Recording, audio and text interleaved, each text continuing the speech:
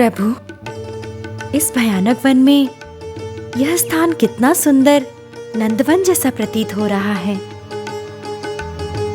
भैया, मानव संचार रहित इस वन में ये सुंदर आश्रम किसका हो सकता है? क्या हम आश्रम में चलकर देखें? लक्ष्मण, कठोर तप करने वाले अत्यंत ज्ञानी और तपस्वी महात्मा ऋषि भरद्वाज का ये सुंदर आश्रम है। प्रभु, उन महर्षि के दर्शन प्राप्त कर सकते हैं? सीता, हमारा ये वनवास इसीलिए है कि हम ऋषि भरद्वाज जैसे महान ऋषियों के सानिध्य में आएं और ज्ञान की प्राप्ति करें एवं उनका आशीर्वाद लें। अवश्य उनके दर्शन होंगे। स्वामी, उधर देखिए।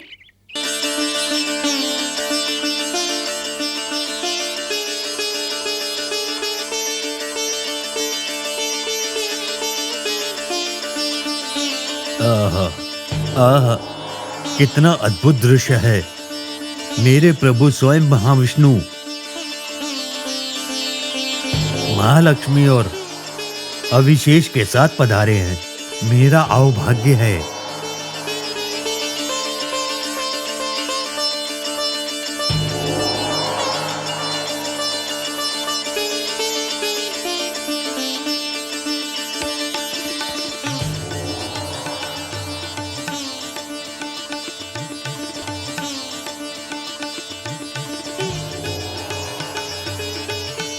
स्वामी, ये आपके दर्शन के लिए आए हैं। रघुवंशी राम का महर्षि भारद्वाज को सादर प्रणाम स्वीकार हो। आयुष्मान भव। तुम्हें देखते ही मुझे ज्ञात हो गया कि तुम अयोध्या के राजकुमार हो। राम, तुम्हारे जैसे महापुरुष को देखने के लिए मैं बहुत दिनों से व्याकुल था। ये सौभाग्य मुझे आज प्राप्त हो गया। किंतु राजवंश में जन्मे आप लोग मुनियों जैसा वेश बनाकर वन में क्या कर रहे हैं?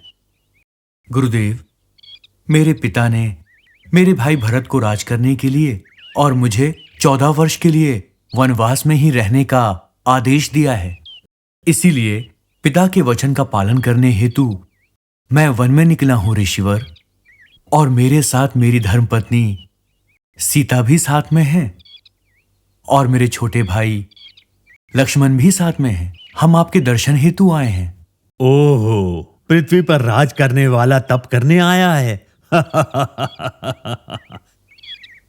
स्वर्ग के देवता भी पृथ्वी पर जन्म लेते हैं तो वह भी विधि के विधान से नहीं बच सकते। आप उसका उदाहरण हैं। राम, यह वन सुंदर है, शांत है। चाहे तो यहीं आश्रम बनाकर रह सकते हैं। मुनिवर, आप ये ना समझिए कि हमारे यहां रहने से आपको कोई भी कष्ट होगा। मेरा विश्वास कीजिए, हमारे यहां रहने से आपकी तपस्या में किसी प्रकार का कोई विघ्न नहीं आएगा। परंतु मैं आश्रम में नहीं रह सकता। ऐसा है तो यहां से कुछ ही दूरी पर चित्रकूट पर्वत का शिखर है।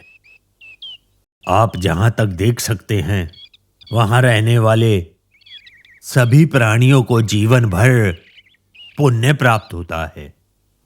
मन पावन रहता है।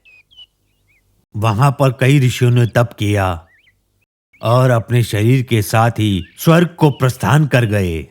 मेरे विचार से आपके रहने के लिए वही स्थान उचित रहेगा।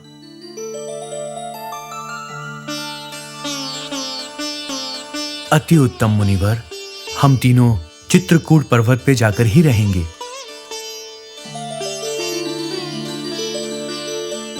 राम, संध्या हो गई है।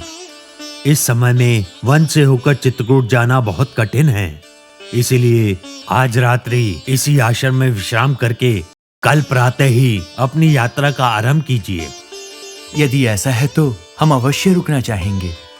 पधारिए।